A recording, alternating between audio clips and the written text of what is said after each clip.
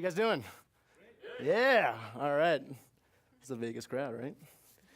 All right, so my name's Phil Noelting. I'm from Kitchener, Waterloo, Ontario. So for those of you who don't know, that's where BlackBerry was founded. And so I'm here today to learn a lot about the downtown project, about Catalyst Creative, and to have all these collisions that were made possible by the co-curation of Mark, Camille, as well as all the great organization here in Las Vegas. And one of the things that I really took away is I see a lot of similarities between the Waterloo community and Las Vegas. It's this notion of engaged alignment, all with one vision, one purpose, and everyone really feels that it's bigger than themselves. And I'll get more into that later, but all to say, thank you very much for having me, and hopefully I can share a little bit about myself. As I was thinking about what I was going to talk about, I talked with Catalyst Creative, and they kept saying, be vulnerable. Tell us more about yourself. What led you to here? Be vulnerable. So in doing so, I figured I'd look back, and as a Danish philosopher once said, life can only be understood backwards, but can only be lived forwards. So looking backwards, I tried to take a look at it, and really, to me, life is all about relationships. So from my intro, from everything we do as a company, from how I live my life, it's all about relationships. So in this looking backwards to understand life, I really broke down what led me to here in 4 phases, 4 catalytic phases of Phil, essentially. What I learned, what the battles were, and this obviously is completely hindsight, so at the time I had no clue this was going on. But the first phase is family life. This is a life where there was a lot of support, we're a small family, 4 people. I have one older sister.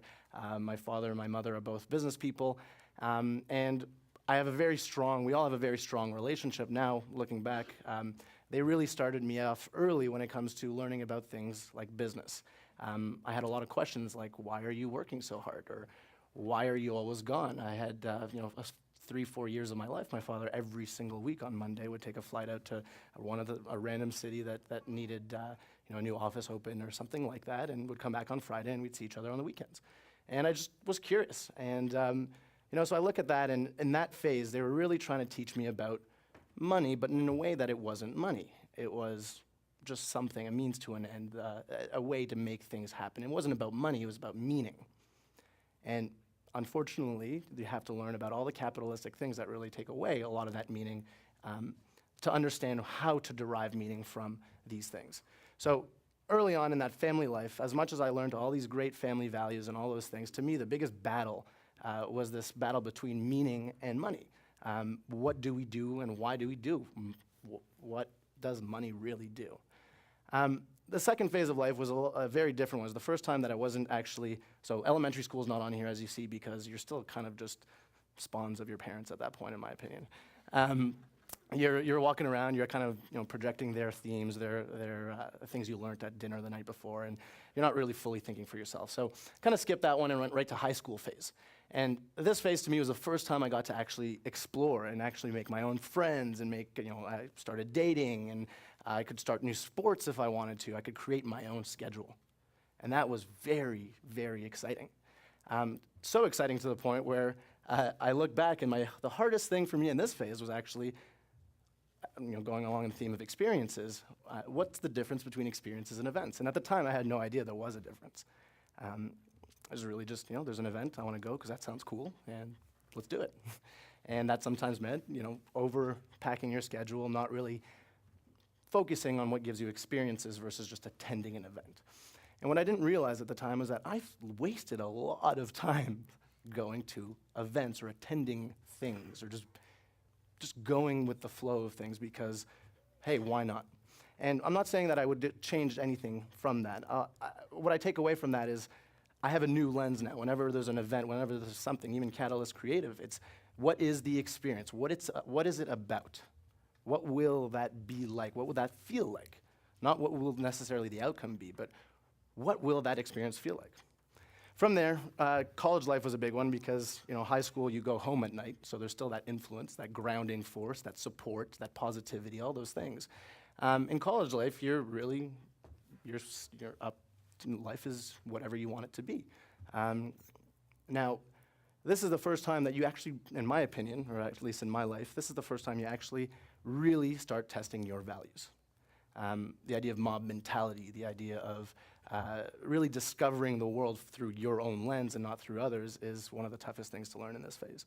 And what I actually took away the most is learning versus education. I found that I got actually caught up in the grind, and this also applies for high school, but I got caught up in the grind of what I called the education game. To me, education was a game. It was a process. You go through it. If you do well at that game, you win, and people are proud of you, and that's that. It's a world where you actually learn that the education process is all about being very well-rounded. You want to be really good at everything. If you have one D, well, that's horrible, even though you might have 4 A pluses. That D, oof, we got to work on that. And that, to me, was really weird. So turn it into a game, and I enjoyed winning that game. Now, if I look back, I lost a lot of learning opportunities. A lot of times, I just took myself entirely out of the situation and went with it. It led to some really cool discoveries in terms of my personality and how I deal with authority and how I deal with discovering things and wanting to discover things for myself. But when it comes down to it, it's really trying to see that battle, that remove yourself, figure out what you really want to do, and go with that and focus on those things. So the final phase, I'd say, is what I'm in right now. So leading, again, that question of what led you to here, and essentially, what led you to qualify to being at Creative Catalyst. The professional life was a different one. This is one where you are constantly bombarded with decisions. Whether it's about yourself, whether it's about your business, people to work with. I mean, it's an infinite ocean of decisions you need to make, and there's no right or wrong answers for the most part. They're just decisions. And based on that, you have to live with the consequences. And one of the things that we are bombarded with more and more as society is becoming more connected, as it's more of a global community, is the idea of things. Everything is about things. Material things are so important to society. And that's something that I've found that early on in my business career, I was always focused on people. A lot less the things. It was, and again, things can mean different things or different meanings to different people. I see this as material things. So things like, a nice sports car, or making a lot of money. To me, that what we talked about today with Jack Butler in that seminar was the idea that there is a threshold that once your needs are satisfied, more money won't actually make you more happy. It's not correlated. So that's actually what I'm learning on a day-to-day basis. The more I focus on people, the more everything else just kind of figures itself out. The more you focus on that transparency and that alignment and that engaged alignment, things have a way of just working themselves out. And if they don't, then you at least have a way to just be transparent about it and talk about it. And that's in itself very comforting. So people versus things. But looking at all this, what does it all really mean? Are there any correlations? You can look at the different phases and see that they're not really fully connected. Family life was very positive. Going into high school life, you have to be well-rounded. Same thing with college. And then professional life, if you're not the best at one thing, then you lose. So what does it all mean? How can you wrap it all together? Well, it's very clear that as we look through these different lenses or values that I had through these phases, very, very clear answers. Meaning, to me, it's all about meaning. Money is useless if there's no meaning to it. Or meaning to what you can do with it. Experiences way outweigh events. It's not even a comparison. An event is just some transactional thing. It's not something that you actually, if you're not experiencing it, you're wasting your time, your most valuable asset. Learning versus education. I'm a big fan of Peter Thiel and those kind of progressive education thinkers or learning thinkers, where what they try to do is disrupt the model from kind of shying away from this traditional education process that's leaving people, a lot of people, especially through a poor economy we went through in 2008, 2009, they lose their identity. When you identify with a job, you lose that identity when you lose your job. You don't realize that there's so much about you that's transferable. You don't realize that your confidence cannot be tied on something external to you. You have to find a way to bring that into yourself, or at least learn about yourself. So the learning also became very much about the interactions and what I could learn about myself, not just the learning and education system. And it really all came down to Oh, and then people and things. So people were way, way, way, way more important than things. Quite honestly, I can't say if people aren't involved, I don't really think I like things.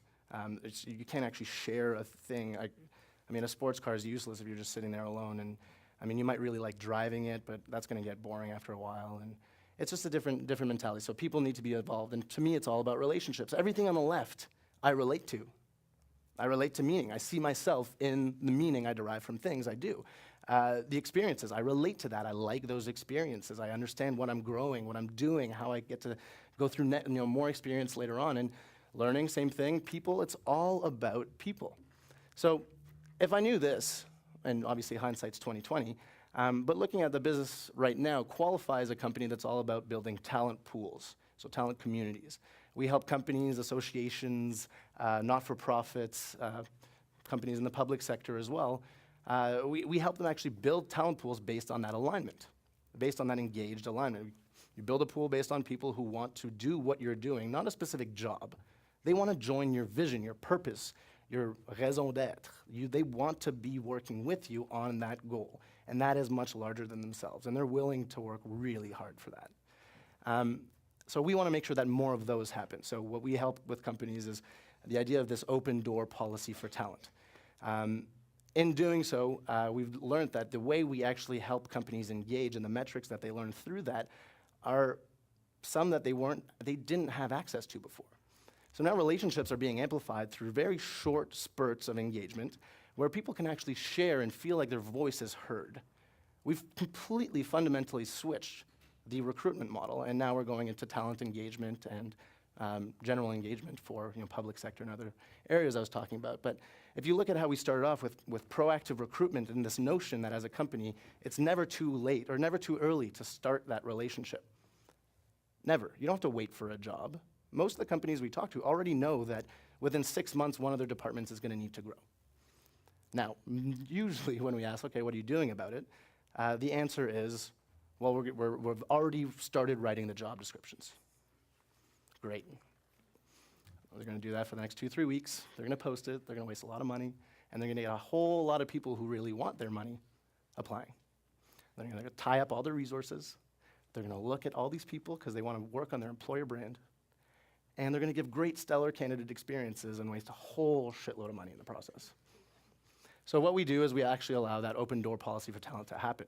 If anybody wants to join your vision, your mission, your purpose, just introduce yourself. 30 seconds to a minute, say what you want. They can add one custom question. It's fully white labelable, so you really give that brand experience. And you're never turning away talent. When an opportunity arises based on the contextualization, you just search your pool, find the right person, deploy them when you need to. Every step of the way, it's a positive interaction. So the idea here is whenever we go into a company, this is somewhat revolutionary, let's say, for HR, who's very, very traditional when they've got that pile of resumes still in there, and especially if you're talking to companies doing a lot of campus recruitment and things like that. The fact that schools still include hours and hours and hours of workshops on resume writing is interesting. I don't think it's personally the best use of time, but it does force some people to think about things. Most people just kind of go through it blindly, put the action verbs in there and hope that it works. So what we do with companies, the first step is we actually show them this video. I put together this video for the Global Peter Drucker Forum. For those of you who don't know that, it's a management forum in Vienna every November. And Peter Drucker was a big management thinker, wrote a bunch of books, and brought a lot of thought leaders together based on these principles that actually live on today. And for all intents and purposes, it's the World Economic Forum for Management, so World Management Forum. And so they put out a global challenge every year, one in an essay category, one in the video category. And last year I figured, why not? Right? So take more chances. Why not? This is something I've wanted to do. I've never put together a video, so apologize if it's not fully refined, but this is my first video. I had a lot of fun on my Mac playing around with a video maker. Contacted a few friends of mine who had stock video footage companies, and it was very, very fun. It forced me to talk about how can you actually communicate your simple significance as a company, as a person, to an individual in a way that they actually understand it the way you want them to. So without further ado, we're going to show this. It's just a couple minutes, but it's the first thing we do with companies. It forces them to actually shift their mentality from a transactional mentality to more of a relationship-based mentality. Enjoy.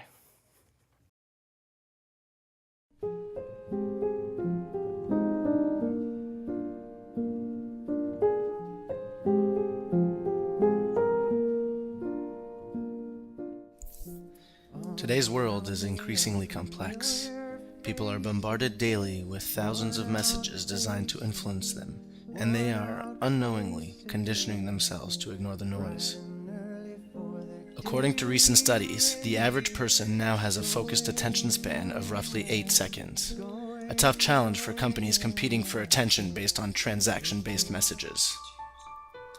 There is a new measure of worth arising, one that is even more important than money, as it is not just a point-in-time measure. It lives far beyond that. It is significance. Today's world is no longer just about cheap transactions. It is about unifying relationships that bring about and amplify this significance to positively empower all those involved. It is no wonder that more and more people are gravitating towards socially or environmentally driven entities and solutions. They are buying into the idea of significance over the value of a product or bottom line number. They relate with and are proud to be part of that significance, which in turn becomes a positive force in their lives. As a famous author once said, simplicity is the glory of expression. The goal is to make your message positively contagious, simple and easy to spread. With this lens, the most important question then becomes, what is your simple significance? Once you understand this unique driving force behind your company and brand, communicate it to the world, and you will see that simple significance is a strong, unifying force. Every one of us is searching for meaning, and we, as human beings, tend to gravitate towards those that have the same beliefs and aspirations as us.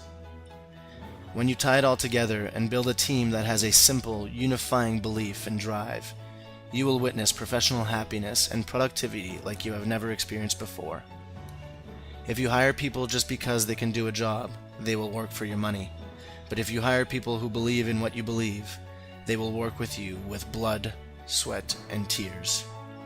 This is how the world's leading companies, teams, communities, and organizations are built to survive.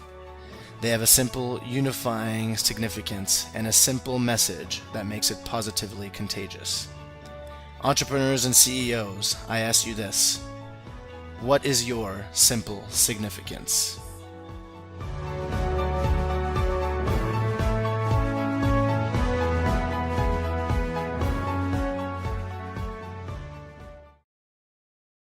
All right, so that was the video, and obviously there's some rough edges in there and some hilarious stock footage, and I don't think anyone's ever walked into a team actually high-fiving with cheesy smiles like that, but also don't know if you realize that was actually the most politically correct clip of video I've ever seen.